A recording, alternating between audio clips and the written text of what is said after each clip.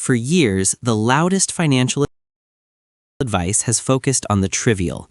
We are constantly barraged with warnings about the latte factor or the insidious cost of ordering takeout. The narrative suggests that if you just forgo that $5 coffee, you will magically save enough for early retirement. While frugality is certainly a virtue, this relentless focus on microspending blinds us to the real catastrophe brewing in our finances.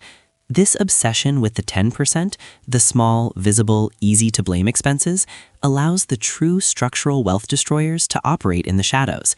Today, we are pulling back the curtain on what we call the 90% rule, the systemic financial decisions that truly dictate whether you achieve long-term wealth, irrespective of how many lattes you skip.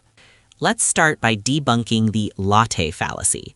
If you manage to save $5 every single day for 30 years and invest that money at a healthy 8% annual return, you would accumulate roughly $180,000. That's a respectable sum, but it's not life-changing wealth, especially in the context of modern retirement needs. Now, consider the structural expenses that define the vast majority of our outflow. We're talking about the big four: housing, transportation, debt servicing, and lifestyle inflation. These items often consume 50 to 80% of a typical middle-class salary. The difference between optimizing the 90% and obsessing over the 10% is the difference between retiring comfortably and merely surviving. The critical lesson is recognizing that minor adjustments yield minor returns, while structural changes yield exponential ones. The first major pillar of the 90% rule is housing. For most households, this represents the single largest expenditure and often the most aggressive form of long-term debt. The wealth destruction here occurs on two fronts: the size of the mortgage and the constant pressure of keeping up with the Joneses in real estate. Buying a house that is significantly beyond what is financially comfortable, perhaps pushing your debt-to-income ratio too high, locks you into decades of high interest payments, insurance, property taxes, and maintenance. This isn't just about the principal, it's about the massive opportunity cost of those high payments not being available for high-growth investments. If you buy too much house, you commit financial suicide by 1,000 monthly cuts. The second killer under the 90% umbrella is vehicle debt and depreciation. The moment a new car drives off the lot, it loses a significant portion of its value, a financial certainty unlike almost any other purchase.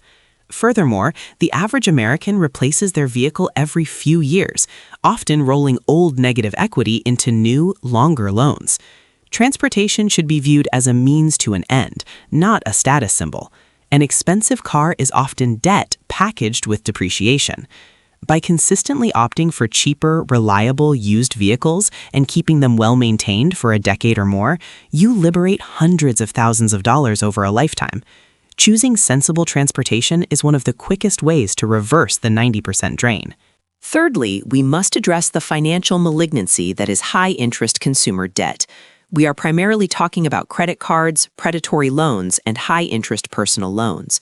While a mortgage might have an interest rate of 6 or 7%, credit card debt often clocks in above 20%. This is not simply an expense, it is a wealth black hole. When you are paying 25% interest, you must earn 25% just to break even, making it impossible to meaningfully invest or save. Avoiding high-interest revolving debt is not just sound advice, it is the absolute prerequisite for any financial progress.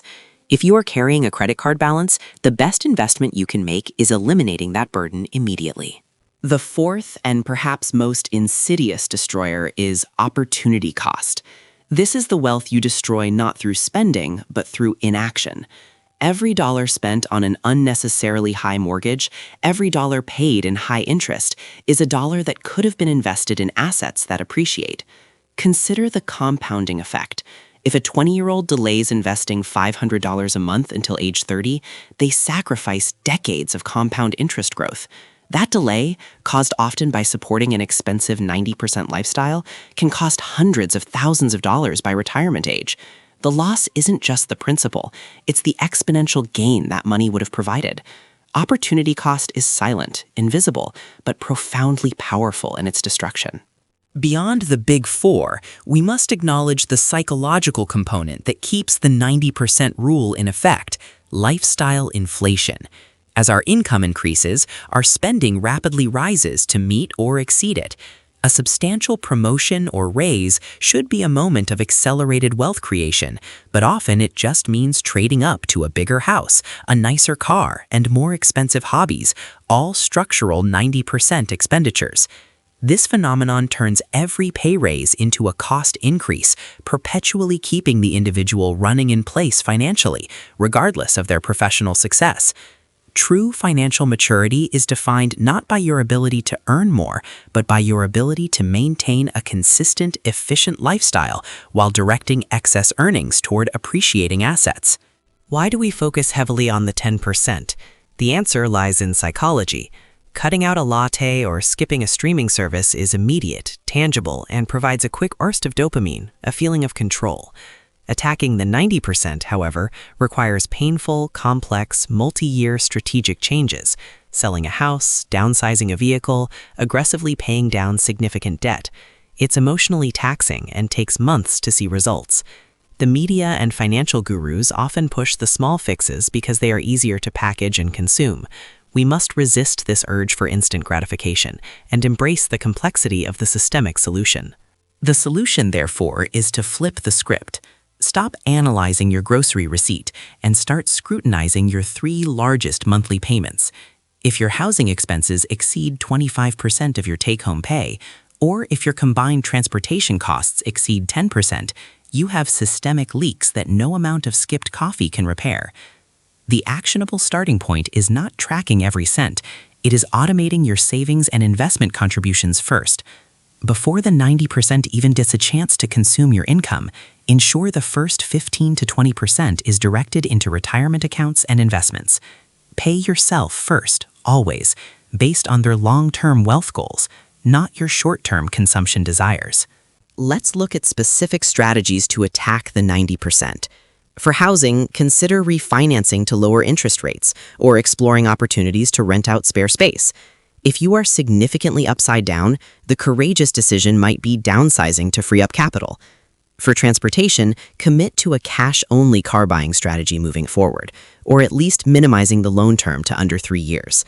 For debt, utilize the debt avalanche method, focusing all available resources on the highest interest rate debt first, effectively stopping the financial bleeding before it consumes your future assets.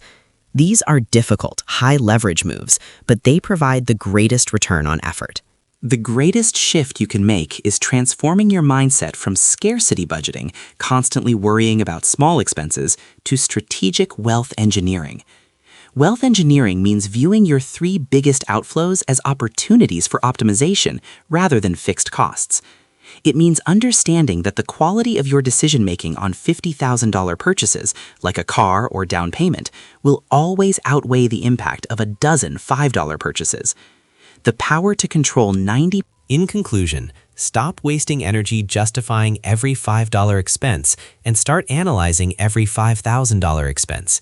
If you truly want to build lasting wealth, you must confront the structural giants, housing, transport, and high-interest debt, and reduce their destructive footprint. Embrace the 90